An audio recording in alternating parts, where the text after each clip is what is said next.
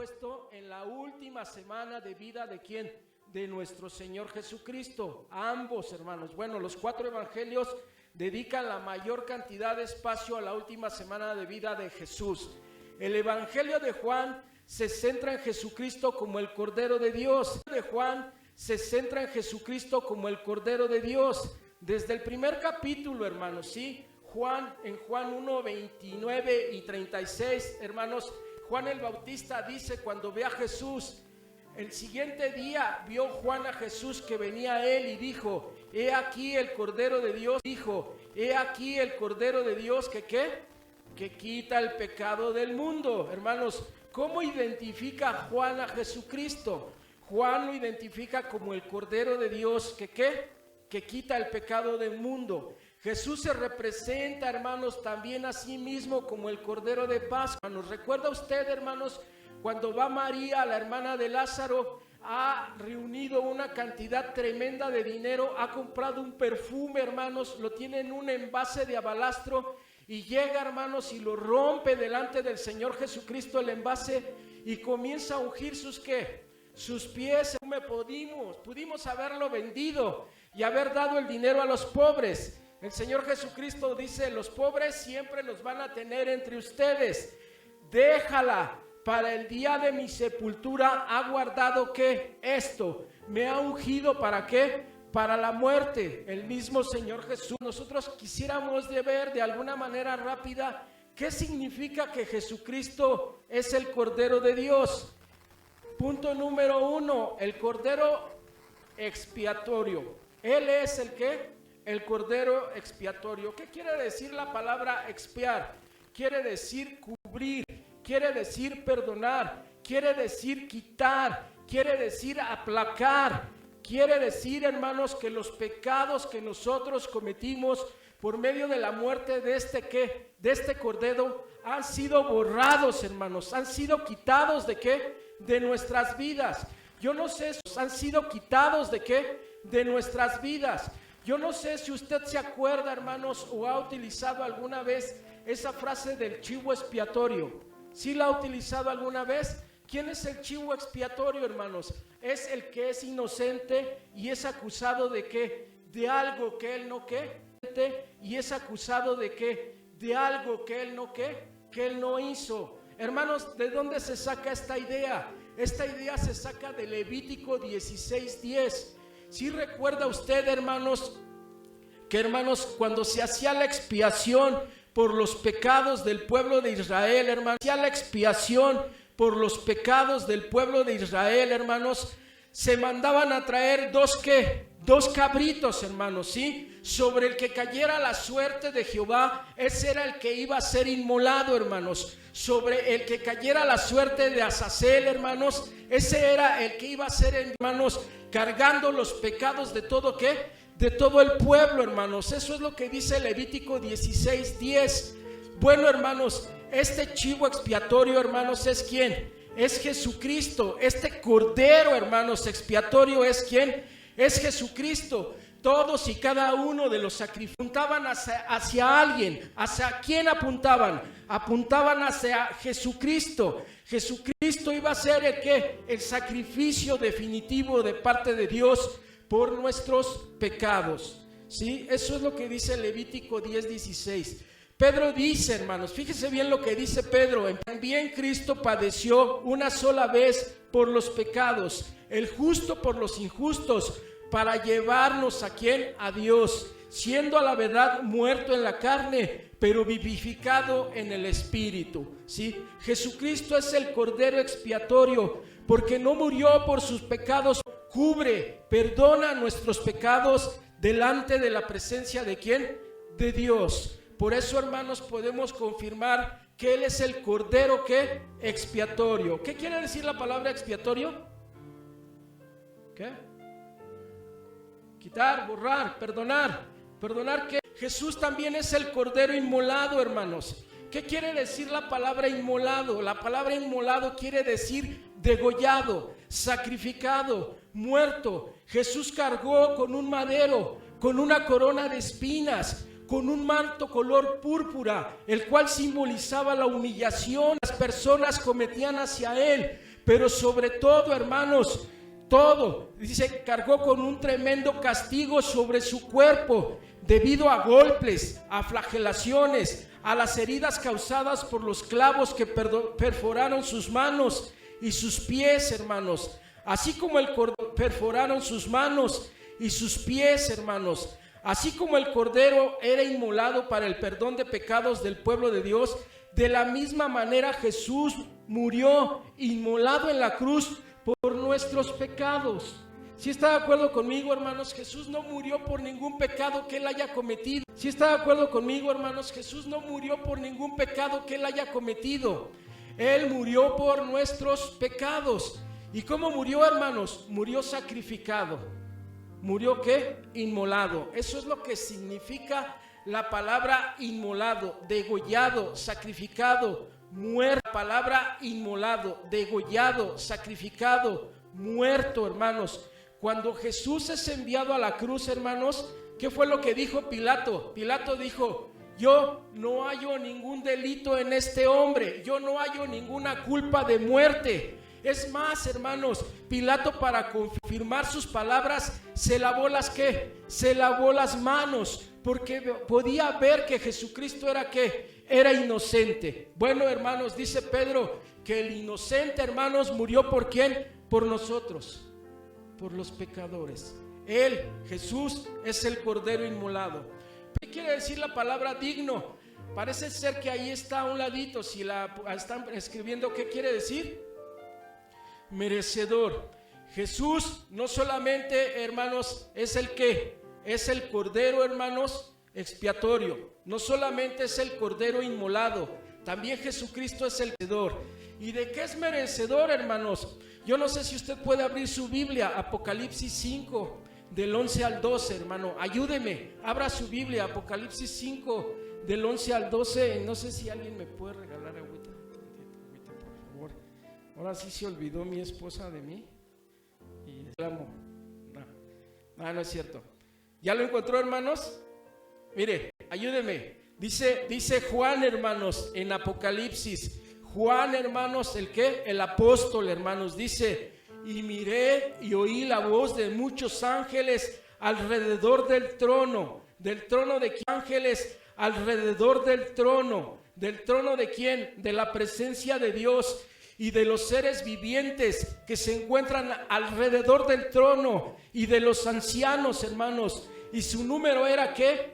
Millones de millones, que decían a gran voz: el cordero que fue millones, que decían a gran voz: el cordero que fue inmolado, que fue sacrificado, es digno de tomar ¿qué? Número 1, el poder. Número 2, las riquezas. Número 3, la sabiduría. Número 4, la fortaleza.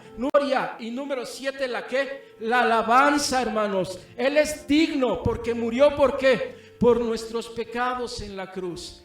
Él es digno, hermano, de que usted sobre todas las cosas consagre su vida a Él, consagre sus dones, consagre sus talentos, hermanos, consagre sus reinos. Que tenemos un Dios que es ¿qué? Que es justo. Tenemos un Dios, hermanos, que bendice sobreabundantemente. Él es digno, hermanos, de que usted abra su corazón nuevamente y se entregue por completo a Él. No guarde nada, hermano, no tenga ninguna reserva de su vida. No, hermano, los pecados, hermanos, no le oculte nada. ¿A quién? A este cordero. Usted, hermanos, expóngase de una manera transparente delante de su presencia. Él quiere restaurar la relación que usted debe de tener ¿con quién? Con Dios. Él es digno, hermano, de toda la gloria, de toda la honra y de toda la alabanza.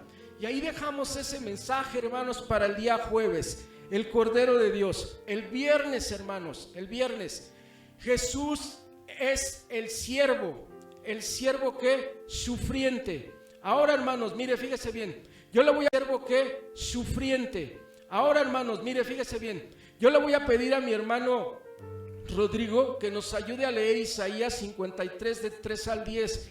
Por favor, hermano Rodrigo, si se puede acercar si se puede acercar al micrófono y ayudarnos a hacer esta lectura. Isaías, se puede acercar al micrófono y ayudarnos a hacer esta lectura. Isaías 53 del 3 al 10. ¿Y cómo vemos a Jesucristo, hermanos, el día viernes? Lo vemos como que Él es el siervo sufriente. Por favor, hermano.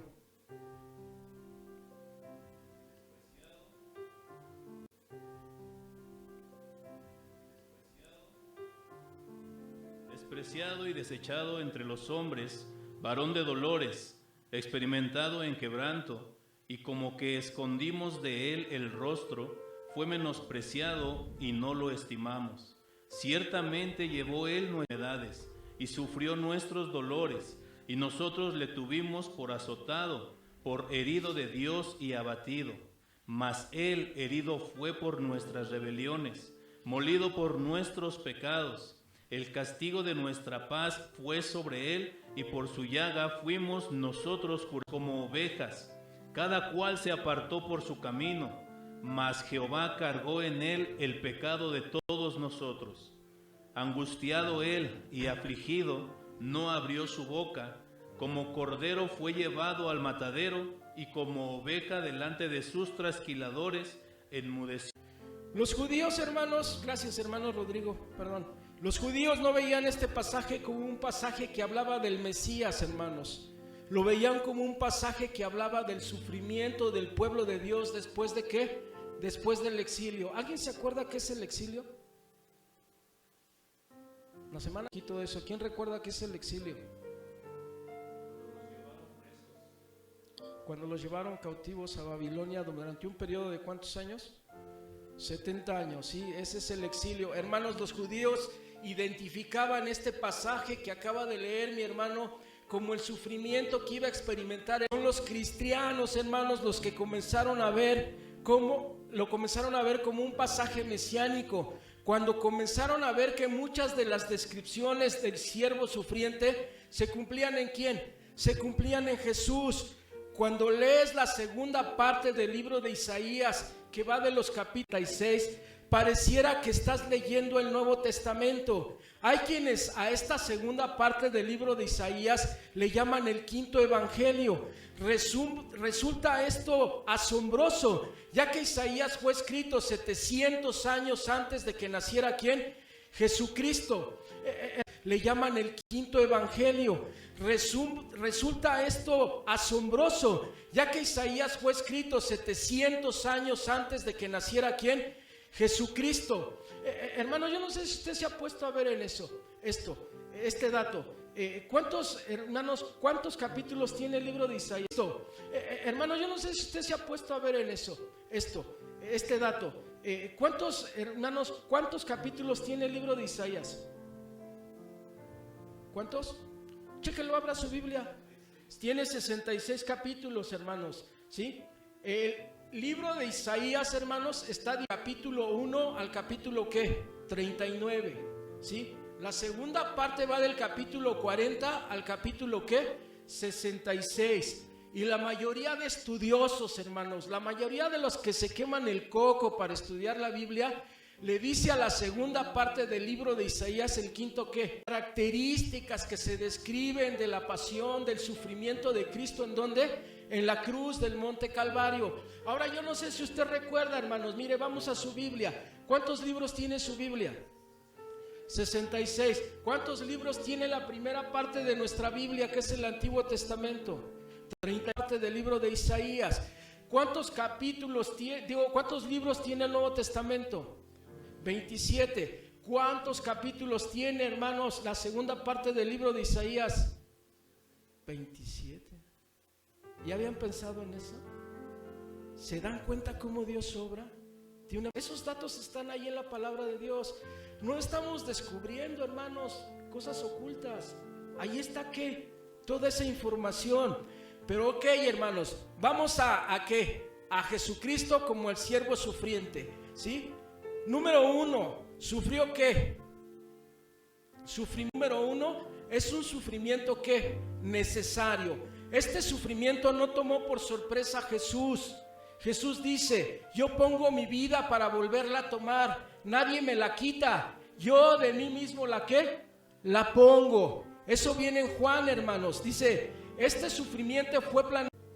Este estaba planeado por Dios siglos antes de que esto ocurriera, hermanos. Este no es el plan B de Dios, hermanos, para nuestras vidas, para nuestra salvación. Esto ya Él lo tenía programado, hermanos, desde hacía miles de años antes. Hermanos, ¿se conoce como el protoevangelio? ¿Sí sabe cuál es el pasaje de la Biblia que es conocido como el protoevangelio? ¿Sí lo conoce? ¿Génesis qué? No, Génesis 3:15. Génesis 3:15. Hermanos, ese Génesis 3:15 es el Génesis qué? No, Génesis 3:15. Génesis 3:15. Hermanos, ese Génesis 3:15 es el protoevangelio. Es la primera vez que se predica el evangelio a la humanidad. ¿Y sabe quién lo está predicando? Lo está predicando el Padre. Lo está predicando. 3:15 es el protoevangelio. Es la primera vez que se predica el evangelio a la humanidad. ¿Y sabe quién lo está predicando? Lo está predicando el Padre. Lo está predicando Dios. ¿Sabe a quién se lo está predicando? Se lo está predicando a Adán y a Eva, hermanos, que pecaron ¿en dónde? Que pecaron en Eva. Dice, y pondré enemistad entre ti y la mujer, y entre tu simiente y la simiente suya. Esta te herirá en la cabeza y tú le herirás ¿en el qué? En el calcañar. Hermanos, ese es el protoevangelio. ¿Quién lo predica por primera vez? El Padre. ¿A quién se lo predica? ¿Cuál es la simiente de la serpiente? Satanás. ¿Cuál es la simiente de la mujer? Jesucristo, hermanos. Jesucristo, el día de hoy, después de que resucita de entre los muertos, hermanos, hace una herida de muerte a Satanás. Dice Pedro que le ha hecho una herida de muerte que el diablo creyó que había vencido, pero el que venció fue ¿quién? Fue Jesucristo, hermanos. El diablo, dice Pedro, anda como león rugiente buscando a quién devorar, porque está herido. Se cumplió Génesis 3:15 ¿en quién? En Jesucristo. Ni al Padre, ni a quién, ni al Hijo. Y este sufrimiento era necesario, hermanos, para restaurar la relación de la humanidad ¿con quién? Con Dios mismo. Punto número 2. Este sufrimiento, hermanos, es sustitutorio. O sea, ¿qué quiere decir que es sustitutorio? Él sufrió el castigo de nuestra paz, dice Isaías, fue sobre de él. Dice también Isaías que por su llaga nosotros fuimos ¿qué?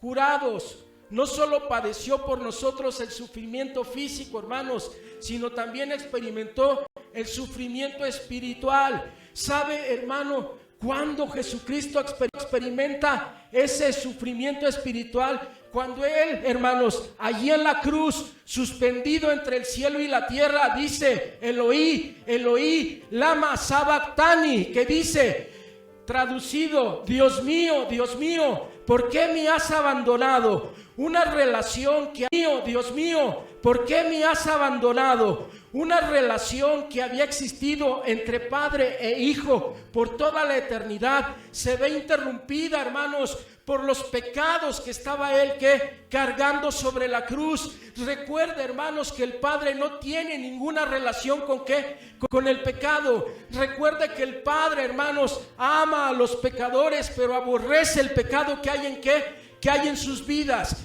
Como estaba Jesús, hermanos, padeciendo por nuestros pecados, la presencia del Padre, hermanos, le abandona. Eso lo merecía, lo padeció Él en nuestro lugar. Él ocupó su lugar, Él ocupó mi lugar. ¿En dónde, hermano? En la cruz. Es un sacrificio que es sustitutorio. Jesucristo experimentó la ira de Dios, hermanos, para que usted y yo no tengamos que sufrir. Jesucristo experimentó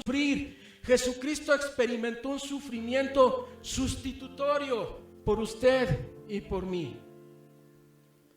Punto número 3, hermanos. Jesucristo experimentó un sufrimiento con propósito. Jesucristo experimentó un sufrimiento con propósito. Jesucristo experimentó un sufrimiento con propósito. Jesucristo soportó el sufrimiento más grande con un propósito: tu salvación, mi salvación. ¿Para qué? Para que tengamos vida eterna. Por eso sufrió Jesús el oprobio. Menospreciando el oprobio quiere decir que aceptó la humillación, hermanos. Aceptó la humillación en la cruz. ¿Sí recuerda usted, hermano? ¿Sí recuerda usted el padecimiento del Señor Jesús? Yo no sé, hermanos, pero quiero hacer algo breve. Mire, hermanos, fíjese bien. Lo comienza a juzgar que el Sanedrín lo golpean.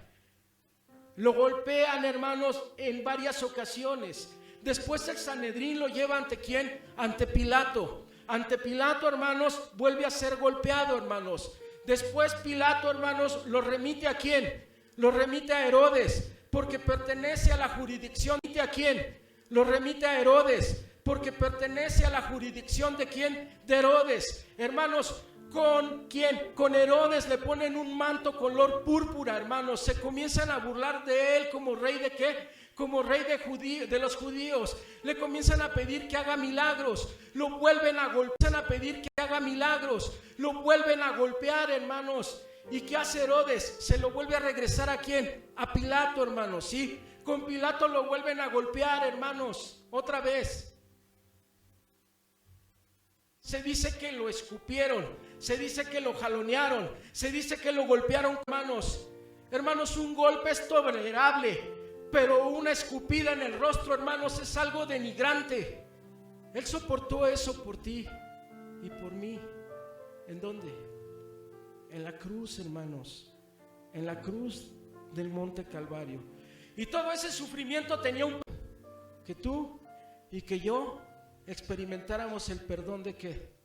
De nuestros pecados. Hermano, yo no sé si tú has echado a volar tu imaginación, pero yo me he imaginado la cruz tirada en el piso, hermanos. Y me he imaginado a Jesús, ¿sí? Y a los guardias colocándolos sobre a Jesús, ¿sí? Y a los guardias colocándolos sobre la cruz. Me he imaginado, hermanos, cuando levantaron los clavos, cuando levantaron el mazo y cuando estos clavos perforaron tanto las manos como los pies del Señor Jesucristo. No sé si algún día has pensado en el dolor, en el sufrimiento que Él experimentó. Pero yo me imagino el cielo, hermanos, y me imagino a todos los ángeles del cielo pidiéndole una oportunidad al Padre para venir, hermanos, y defender a su Hijo.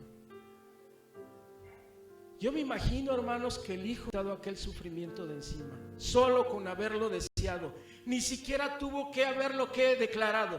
Solo con que Él, hermanos, lo deseara, no experimentar ese sufrimiento, Él lo pudo dejar ¿de qué? De padecer. ¿Pero por qué lo soportó? Lo soportó porque te ama. Porque te ama. Lo soportó porque quiere que tú experimentes la vida eterna. Pero también eso implica, eso habla de un cambio, de un nuevo ¿qué? De un nuevo nacimiento, de que realmente seas una nueva persona, de que realmente valores seas una nueva persona, de que realmente valores el sacrificio de Jesús. ¿En dónde? En la cruz. Este sufrimiento, hermanos, ¿sí? Tuvo un propósito, tu salvación. Ahora, hermanos, pasemos un poquito al día sábado. Jesucristo, hermanos, en el día sábado, nuestro reposo, hermanos. Los evangelios dicen poco sobre lo que ocurrió el día sábado. Este día los discípulos habían experimentado una tragedia. Su maestro había muerto. La mayoría de ellos había huido. Todos estaban experimentando angustia, temor y hasta desesperanza para ellos. ¿Será que pasa así con usted y conmigo, mi hermano? ¿Sí? ¿Nos pasará de la misma manera que a los discípulos? Génesis 1 dice que Dios, hermanos, por medio de su palabra, por medio de su Hijo Jesucristo, que creó todo lo que podemos ver en 6 días, hermanos. Eso es lo que dice Génesis 1. Pero también Génesis 1 dice que el séptimo día que el séptimo día descansó. Hermanos, déjenme aclararle esto en su corazón. Dios no descansa, hermanos. Dios no se fatiga. Él es ¿qué? Por eso Él es Dios, hermanos. ¿De qué está hablando, hermanos, el pasaje? ¿De qué nos está hablando Dios aquí? ¿Sí? Este reposo, hermanos, que está aquí es una metáfora, es un simbolismo, es una analogía del reposo que nos iba a traer nuestro Señor, ¿qué? Jesús. Analogía del reposo que nos iba a traer nuestro Señor, ¿qué? Jesucristo. O dígame, hermano, si usted cree que Dios tiene necesidad de reposar, de descansar, ¿sí? No, hermano, no. Mire, hermano, a ver si se viene a las clases que tenemos. Mire, hermano, a ver si se viene a las clases que tenemos los martes y queremos que usted entienda y que usted aprenda, hermanos, ¿sí? Hermanos, ¿qué simbolizan, hermanos, estas figuras en el Antiguo Testamento? Estas figuras en el Antiguo Testamento. Esta es una figura, este es un símbolo, hermanos. Esta es una imagen ¿de quién? De Jesucristo. ¿Sabe cómo le dicen los teólogos a esto? Le dicen los ¿qué? Los tipos de quién? De Jesús. Es Jesús el que aparece en el Nuevo Testamento, ¿sí? El cordero es un tipo de quién? De Jesús, ¿sí? El cordero, son todos esos animales que se sacrificaron en el Antiguo Testamento para el perdón de ¿qué? De pecados. Hablaban de quién? Hablaban de Jesucristo. Por eso Juan dice, he aquí el cordero. Este día sábado, hermanos, que es un día de reposo, que es un día de descanso, ¿sí? No es para que Dios descanse. Este día sábado, ¿de quién habla? Habla de Jesús. ¿Por qué, hermanos? Porque Jesucristo es nuestro ¿qué? Nuestro reposo.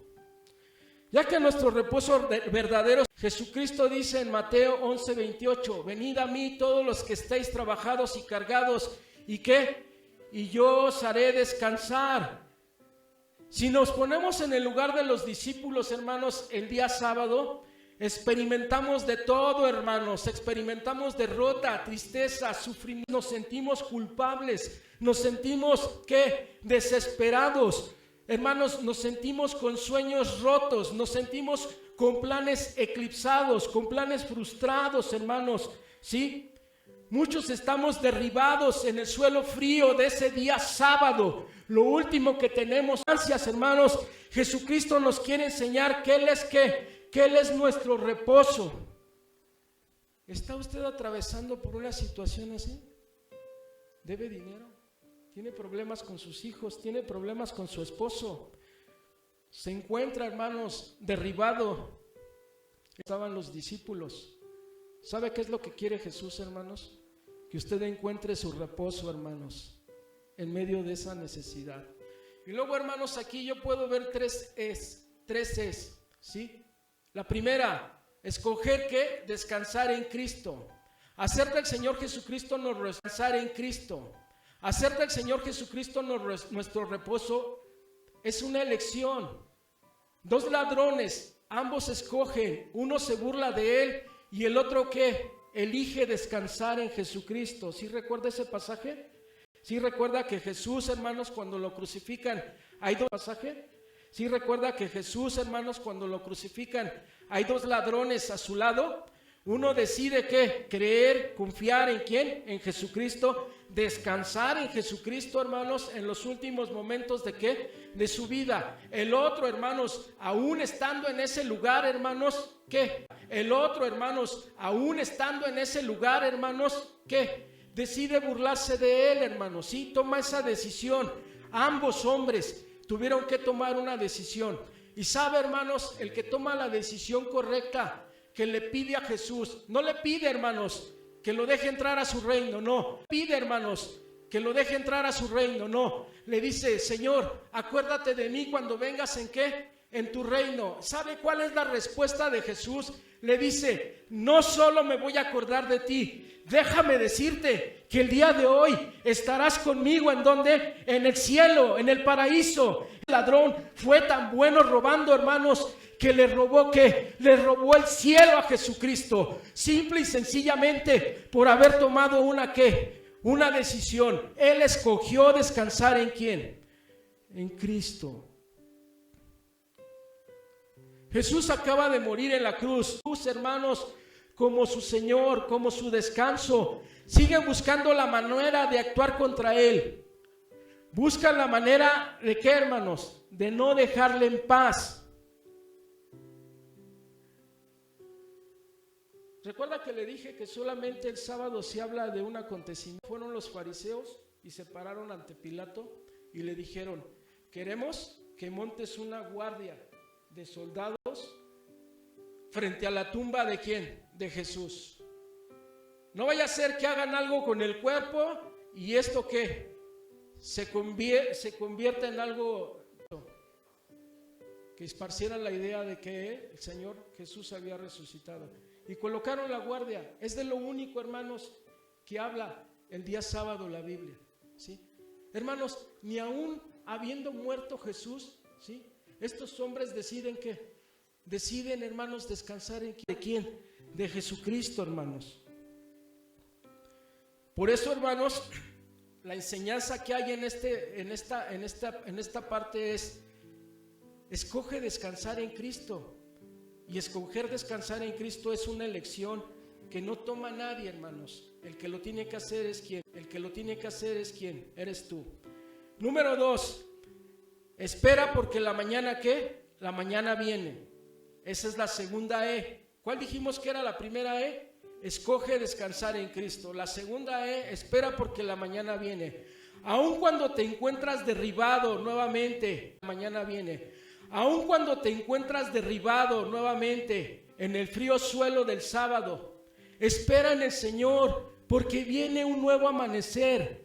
La noche dura un rato, pero la mañana siempre llega. La Biblia dice que las misericordias de Dios son nuevas que la Biblia dice que las misericordias de Dios son nuevas que cada mañana. ¿Quiere encontrar usted ese pasaje? Lamentaciones 3 del 22 al 23. Las misericordias de Dios son nuevas que cada mañana. Estás en medio de una situación difícil, tienes un problema. Estás en medio de una situación difícil, tienes un problema que escapa de tus fuerzas. Espera en Jesucristo, porque la mañana ¿qué? La mañana viene. Es cierto que hay noches que son muy negras, que son muy oscuras, que parecen ser desesperantes, que parece ser que son noches de 24 horas, pero tienes que estar completamente seguro de que una vez que pasa la noche, ¿qué es lo que llega?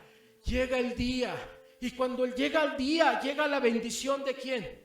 De Dios. Tienes que creer, tienes que confiar en esto. Espera porque la mañana ¿qué? Viene, la gozo, ¿sí? La tercera, entrégate al Señor ¿de quién? Del reposo. Líderes religiosos, hermanos, reclamaron a Jesús porque ¿qué? Trabajaba el día sábado, porque hacía milagros el día sábado, hermanos, porque sanaba a las personas el día ¿qué? De religiosos a Jesús, que los discípulos recogían espigas, ¿en qué día? En el día sábado. ¿Y sabe qué fue lo que les dijo Jesús? Les dijo Jesús a estos líderes religiosos: el día de reposo fue hecho por causa del hombre y no el hombre por causa del día de reposo. ¿Qué quiere decir eso? El día del reposo fue hecho para el hombre, para que el hombre lo disfrutara, hermanos, para que el hombre se lo dedicara, se lo consagrara ¿a quién? A Dios, hermanos. Para eso fue hecho el día de reposo. El día de reposo no tiene autoridad sobre ¿de quién? Sobre de las personas, sobre del hombre. Jesús les dice también ¿quién? Sobre de las personas, sobre del hombre. Jesús les dice también, hermanos, a estos líderes religiosos, ¿sí? Yo soy mayor que el templo, yo soy mayor que el día ¿de qué? De reposo. ¿Dónde está eso? En Lucas 6, del 1 al 5. Jesús es el Señor ¿de qué, hermanos? Es el Señor ¿de qué, hermanos? Del día de reposo. Entrégate a Él. En Jesucristo está nuestro descanso. Mire, hermanos, mire, yo ya llevo, hermanos, llevo más de 27 años buscando de Dios. Más, hermanos, más de 27 años buscando de Dios. Y ¿sabe qué aprendí? Que el descanso, hermanos, no se encuentra en la inactividad. No, mi hermano, si a usted le dijeron que usted descansaba cuando no hace nada, no es cierto, hermanos. Allí no se encuentra el descanso. En esos 27 años de vida que Dios me ha dado, manteniendo una relación con Él, ¿sabe qué he experimentado? que el descanso, que el reposo se encuentra sirviéndole a Él, hermano. Entienda eso, hermanos. Grábeselo en su corazón. Hermanos, si no se lleva otra cosa de aquí, hermanos, el día de hoy, por lo menos lleves eso. El descanso, ¿sabe dónde lo va a encontrar? Lo va a encontrar sirviéndole a quién. ¿Lo va a encontrar? Lo va a encontrar sirviéndole a quién. Al Señor Jesús. No lo va a encontrar sin hacer nada. No lo va a encontrar allá en la playa, hermanos, descansando. No lo va a encontrar, hermanos, allá en el chapoteadero, hermanos, en la resbaladilla del tobogán. No, hermanos. No estoy en contra de eso. Es bueno descansar. El reposo espiritual que Dios quiere para nosotros. ¿Dónde se encuentra el descanso, hermanos? El descanso, hermanos, se encuentra en entregarnos ¿a quién? En entregarnos al Señor. Hermanos, ahora, hermanos, vamos a pasar ¿al qué? Al día domingo. ¿Cómo vamos de tiempo, hermanos? Ya. Ay, hermanos, ¿quién me robó mi agua? Denme 10. Ya vimos jueves, viernes, sábado y domingo. El domingo Jesucristo y domingo. El domingo Jesucristo es nuestro Señor y nuestro ¿qué? Y nuestro Dios. ¿Sí? ¿Está de acuerdo conmigo? De este día, hermanos, sí, contrario al sábado, los evangelios proporcionan mucha información. Fíjese bien, hermanos, solamente proporcionan mucha información. Fíjese bien, hermanos, solamente algunas cosas. Las mujeres llegan al sepulcro para ungir el cuerpo del Señor, ¿y con qué se encuentran? Con la sorpresa de que no está el cuerpo. ¿Sí está usted de acuerdo conmigo? Sarita dice que sí, es la única. Los enviados del Señor, hermanos, dándole a las mujeres las buenas noticias, hermanos, también de eso nos hablan los evangelios. ¿Sí recuerda usted qué es lo que les dicen los enviados del Señor? Jesús no está aquí, ¿a qué? Ha resucitado, ¿sí? María Magdalena, hermanos, también, el cuerpo del Señor, ¿qué? No está, hermanos, en el sepulcro. De eso también hablan los evangelios. Pedro y Juan, hermanos, corriendo hacia el sepulcro para encontrarlo, ¿qué? Para encontrarlo vacío, ¿sí? Dicen que el primero que llegó, hermanos, fue Juan. ¿Por qué cree usted que llegó Juan primero, hermanos? ¿Por qué? ¿Qué dijeron? No escuché. Mire, hermanos, mire, hay quienes los hacen reír, pero mire, ahí también hay una información. Pedro solo tiene 2 epístolas, ¿a poco no? Primera epístola de Pedro, segunda epístola de Pedro. Juan, ¿cuántas epístolas tiene? Segunda y tercera epístola ¿de quién? De Juan. Entonces, hermanos, algunos siervos de Dios nos hacen reír, ¿no? Dicen, Juan llegó primero porque Juan tiene primera, segunda y tercera, ¿sí? Pedro llegó después porque solamente tiene ¿qué? Primera y segunda. Pero, hermanos, la verdad es que Juan era mucho más joven que ¿quién? Que Pedro. La verdad es que Juan era mucho más joven que ¿quién? Que Pedro. El discípulo más joven, hermanos, de todos era ¿quién? Era Pedro. Digo, era Juan. De hecho, hermanos, se atreven a decir, hermanos, que Juan murió a los más de 90 y tantos años. Ya murió siendo una persona muy ¿qué? 90 y tantos años. Ya murió siendo una persona muy ¿qué? Muy anciana. Dicen, hermanos, que los diáconos lo tomaban uno de cada mano, hermanos, y lo subían al púlpito para que predicara. Ya muy anciano Juan, hermanos, les decía, yo no tengo otro mensaje que predicar. El mensaje es el mismo. Otro mensaje que predicar. El mensaje es el mismo. Ámense los unos a los otros como Dios, ¿qué? Como Dios nos ha amado. Terminaba el siervo de Dios, hermanos, Juan, ese apóstol, ya muy anciano, y lo bajaban, hermanos, del púlpito. Fue el único, hermanos, que murió, ¿qué? Siendo una... Bueno, hermanos, la escena donde los discípulos están en el mar de Galilea, ¿recuerda usted, hermanos, que están tratando de pescar? Hermanos, ¿se acuerda que ellos eran pescadores? ¿Se acuerda que tienen, hermanos, un encuentro con el Señor Jesucristo, hermanos? También cuando ellos están pescando, también cuando Jesús les proporciona una pesca milagrosa, hermanos, ayude con los peces, hermanos, que la red ha atrapado. ¿Recuerda usted ese pasaje, hermanos?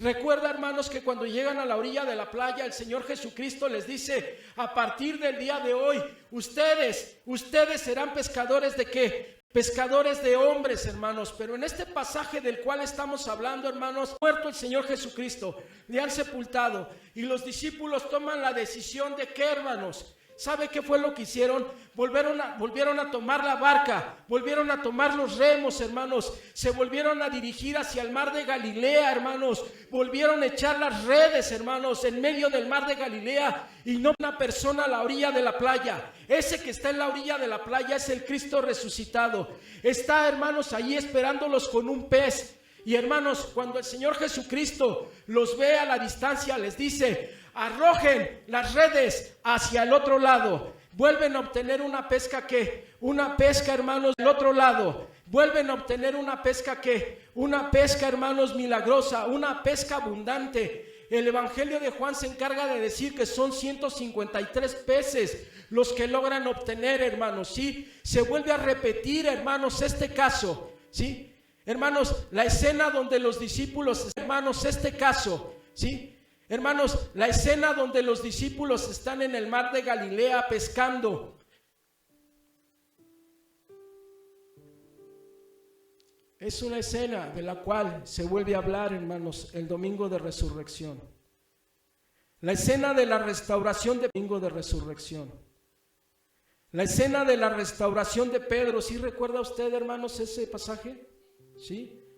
Están allí mismo, hermanos, en este caso del que le estoy hablando, ¿sí? Dice, hermanos, que se acerca Pedro y todavía va sobre qué, hermanos, todavía va sobre la barca, Pedro, y se da cuenta que es Jesús, hermanos, el que está allá en la orilla de la playa. Y hermanos, dice el Evangelio que tomó sus ropas, hermanos, se las colocó. ¿Y qué fue lo que hizo? Se arrojó y fue y se dirigió corriendo hacia donde estaba ¿quién? Jesús, ¿sí? Y hermanos, Jesús les invita de ese pez que ya preparó el Señor, ¿sí? Se están comiendo el pez, hermanos, ahí en la orilla de la playa, algo bien rico, hermanos, ¿sí? Y entonces, hermanos, Jesús le pregunta, le dice: Señor, sí te amo. Jesús le vuelve a preguntar, hermanos, una segunda vez: Pedro, ¿me amas? ¿Y qué contesta Pedro? Señor, claro que te amo. Y hermanos, siguen comiendo. Y Jesús le pregunta una tercera vez a Pedro, ciencia de Jesús, y le dice: Señor, tú lo sabes todo, sabes que te amo. ¿Cómo restauró, hermanos, Jesús a Pedro? ¿Lo descansó? Lo puso a trabajar. Le dijo: apacienta mis ovejas. Apacienta la grey, apacienta mis corderos. ¿Sabe cómo se restaura a alguien que le ha fallado a Dios? Poniéndolo a trabajar, dándole seguimiento. Eso, hermanos, nos anuncia los evangelios, hermanos, en relación a después de la resurrección de nuestro Señor Jesucristo. Después de la resurrección de nuestro Señor Jesucristo. Jesucristo es nuestro Señor y Dios. Hermano Rodrigo, nuevamente ayúdeme a leer Juan 20 del 24 al 29. Juan 20 del 24 al 29. Por favor, si pueden abrir sus Biblias, hermanos, para que hagamos la lectura ahí al parejo. Abrir sus Biblias, hermanos, para que hagamos la lectura ahí al parejo. Nuevamente, Juan 20, capítulo 20. Juan es el Evangelio, no es epístola. Es Juan, capítulo 20, versículos del 24 al 29. Dice, pero Tomás, uno de los 12, llamado Dídimo, no estaba con ellos cuando Jesús vino. Le dijeron pues los otros discípulos: al Señor hemos visto. Él les dijo: si no viere en sus manos y metiere mi dedo en el lugar de los clavos y metiere mi mano en su costado, no creeré. Amén. ¿Sí esto? Hasta el 29, hermano. Ok. 8 días después estaban otra vez sus discípulos dentro y con puertas cerradas, y se puso en medio y les dijo: paz a vosotros. Luego dijo a Tomás: pon aquí tu dedo y mira mis manos, y acerca tu mano y métela en mi costado, y no seas incrédulo, sino creyente. Entonces Tomás respondió y Jesús le dijo: porque me has visto, Tomás, creíste. Bienaventurados los que no vieron y creyeron. Amén, amén. Y entonces aquí, hermanos, en el domingo, Jesucristo es nuestro Señor, ¿y qué? Y Dios. Señor mío y Dios mío. Creer viendo, hermanos. Así que no vas a creer hasta que toques con tus manos las heridas de los clavos y la lanza. Jesús no reprende a Tomás, hermanos, por la petición hecha a los discípulos. Jesús le dice a Tomás: aquí están las heridas, velas, pon tu propio ¿qué? Por tu propia cuenta, hermanos, ¿sí? ¿Qué le dice Jesús a Tomás? Extendió las manos, y yo creo que también hizo así, hermano. Yo creo que también, para acá, los que acá ya vieron, yo creo que también hizo esto. ¿Por qué? Porque había un costado. ¿En el costado de quién? Del Señor Jesucristo. Hermanos, Jesús no regaña a Tomás por la petición que él hace. Jesús le dice: experiméntalo con tus propias ¿qué? Con tus propias manos. ¿Sí está de acuerdo conmigo? Porque no llega diciéndole: no, Tomás, ¿está de acuerdo conmigo? Porque no llega diciéndole: no, Tomás, ya todos creyeron y tú no has creído. Y para que creas necesitas... No, hermanos, así no llega Jesús, no lo llega regañando. Jesús llega y le dice: Tomás, ahí están las manos y ahí está el costado. Tócalo, ahí están las manos y ahí está el costado. Tócalos. Ten una experiencia propia, ten una experiencia personal.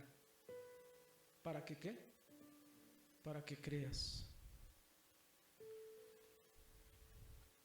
El desafío, hermanos, que hay aquí es,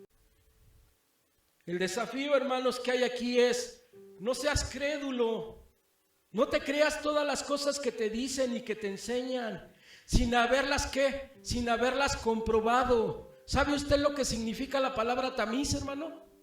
¿Sabe qué es lo que quiere decir tamizar? ¿Sí? ¿No? Yo digo que las mujeres sí han tamizado demasiado, hermanos, ¿no? Cuando haces frijolitos, los tienes que tamizar. ¿Para qué? Para que les salga toda la basura. Cuando cosechan el trigo, hermanos, lo tienen que tamizar. ¿Para qué lo tamizan? Para sacar la cáscara, solo los granos de ¿qué? De trigo. Entonces, hermanos, déjeme darle un consejo el día de hoy.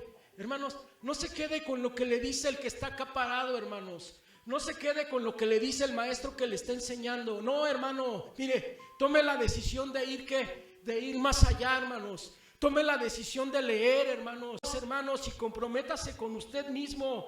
Hermanos, filtre, cuele, hermanos, ¿sí? Filtre toda la información que se le da, hermanos. Vaya a la Biblia, vaya a la palabra de Dios, hermanos. Estúdiela, léela, memorícela, hermanos, y dése cuenta que realmente lo que le están enseñando, por favor, hermanos, que sea de bendición para su vida.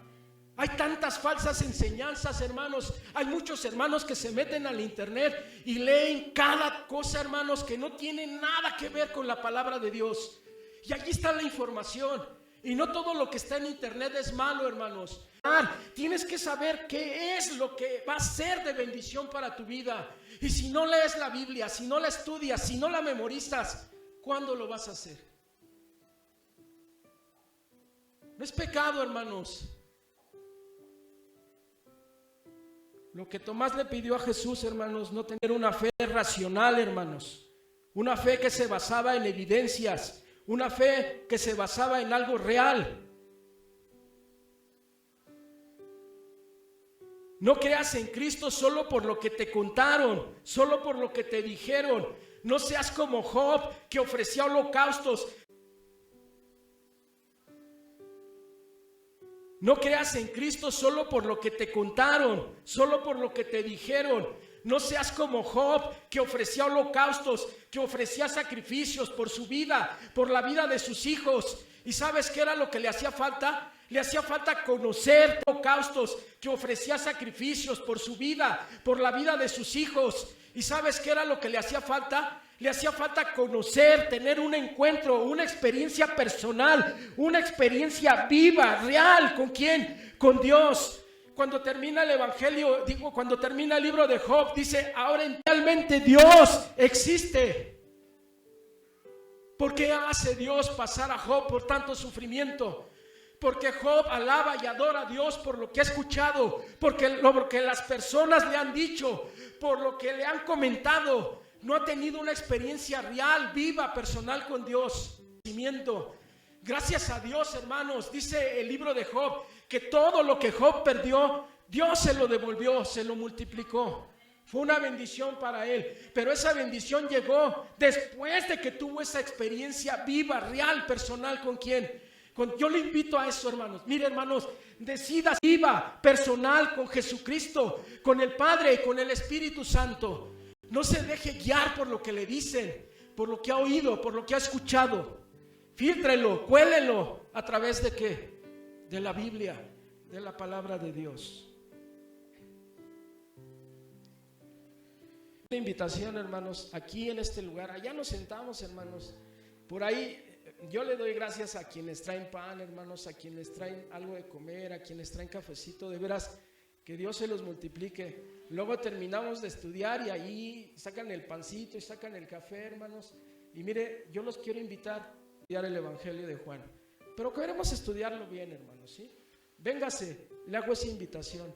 Es parte, hermanos, es parte de lo que tenemos que hacer para filtrar lo que nos enseñan. Bueno, hermanos, el segundo punto, creer ¿para qué? Para ver. Jesús le dice a Tomás, bienaventurados los que sin ver ¿qué? Creyeron.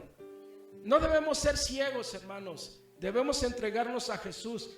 Recordemos qué es la fe. ¿Quién se acuerda qué es la fe? Hebreos 11:1. ¿Quién me lo dice? ¿Quién se acuerda qué es la fe? Hebreos 11:1. ¿Quién me lo dice?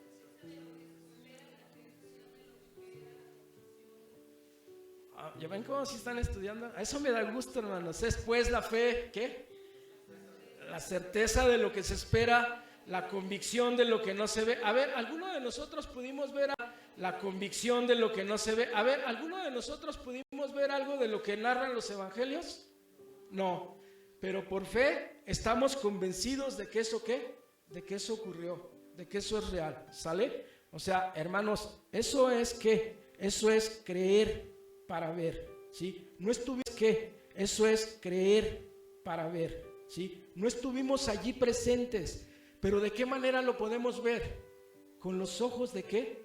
De la fe, hermanos. La fe es la que me capacita para poderlos ver, ¿sí? Recordemos también lo que Jesús le dijo a Nicodemo. Nicodemo y le dijo, de cierto te digo, que el que no naciere de nuevo no puede ver ¿qué? El reino de Dios. Juan 3:3. Hermanos, ¿qué necesita una persona para poder ver el reino de los cielos? Nacer de nuevo. Mire, hermanos, si hay alguien aquí no tiene los ojos de la fe para entenderlo. Si hay alguien que está aquí y no ha nacido de nuevo, hermanos, no puede comprender lo que estamos haciendo. ¿Quién es el único que le va a dar valor, que le va a dar significado? Aquel que ha creído en Jesús, aquel que ha ejercitado para ver el reino de ¿qué? El reino de los cielos. ¿Sí está usted de acuerdo conmigo o no? Bueno, uno que era incrédulo hacía unos momentos, hermanos, o sea, regresando al ejemplo de Tomás, dice, mi Señor y mi ¿qué? Y mi Dios. Una de las frases más cortas, pero más profundas, más llenas de contenido teológico, son las palabras de Tomás, mi Señor y mi ¿qué? Y mi Dios. No seas ciego, entrégate a Jesús. No solo se trata de creer que Él resucitó, se trata de hacerlo tu Señor, que Él resucitó. Se trata de hacerlo tu Señor, de hacerlo tu Dios. Se trata de que Él sea el que manda, el que gobierna, el que decide qué haces tú con tu vida. Debes de creer para ver. Mire, hermano, mire. Para ver. Mire, hermano, mire. Si lo va a hacer, hermana, no venga conmigo, hermanos. Han venido muchos hermanos a pedirme consejo. Y yo les doy consejo. ¿Y sabe qué es lo que hacen? Todo lo contrario, hermanos. Neta, en serio, discúlpeme por usar esta... Neta, en serio, discúlpeme por usar esta expresión. Muchos hermanos han venido conmigo y me han... Oiga, hermano, ¿usted qué me recomienda? ¿Usted qué me aconseja? Y yo, hermanos, pues no doy algo que se me ocurra. Me gusta utilizar la Biblia. Pero ¿sabe qué termina haciendo la gente, hermanos? Quiere. Y eso sí me da coraje, hermanos. Porque digo yo, el tiempo que le invirtió el hermano, todo lo que hizo el hermano, el tiempo que invertí yo, todas las vueltas que me di yo para estar ahí, y al final de cuentas, el hermano, ¿qué hizo? No solo se trata de que creas que Jesucristo resucitó el día de hoy. No solo se trata de que creas que ascendió a la presencia de Dios. No solo se trata de que creas que Él intercede a la diestra del Padre por tus pecados y mis pecados. No solo se trata de que creas en Él. Se trata de que obedezcas, de que a Él. Se trata, hermanos, de obedecer. Mire, hermanos, yo leí un libro así de grande de teología, hermanos. ¿Y sabe qué terminaba de decir el teólogo? Que hay una evidencia que nosotros damos de ser salvos.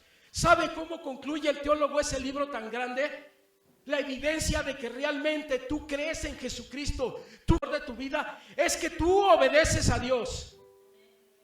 Eso lo dijo el Señor Jesús una y otra vez. El que me ama, guarda mis mandamientos. El que me ama, obedece la palabra ¿de quién? Del Padre. No solo es creer, es obedecer. El que obedece, hermano, es obedecer. El que obedece, hermano, déjeme decírselo así de sencillo, el que obedece, cree. El que no obedece, no ha creído.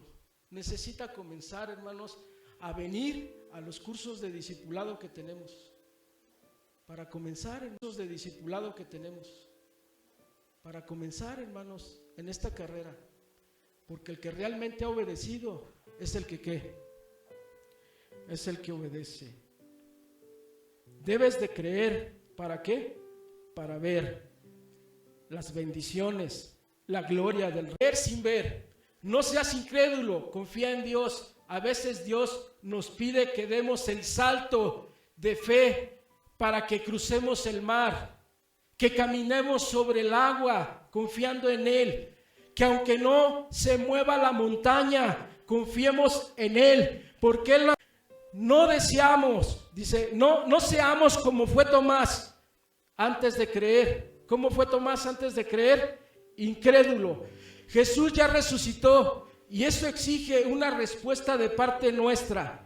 Creer en Él, creer que Él es Dios de mi vida, que Él es el Mesías, que Él es el Cristo, que Él es el sumo sacerdote, que Él es el profeta por excelencia, que Él es el siervo sufriente, que Él es el Rey de Reyes. Debemos creer sin ver, debemos creer con los ojos de la fe. Aquí va la pregunta. ¿Por qué decimos que Jesucristo, hermanos, es nuestro sumo sacerdote? ¿Por qué decimos que? ¿Por qué? ¿Cuál era la función del sumo sacerdote? Interceder por los pecados del pueblo de Dios delante de quién. Interceder por los pecados del pueblo de Dios delante de quién. Delante de Dios. Esa era la función del sumo sacerdote. ¿Quién es el que intercede por nuestros pecados? ¿Quién es el que está a la derecha del Padre en estos momentos?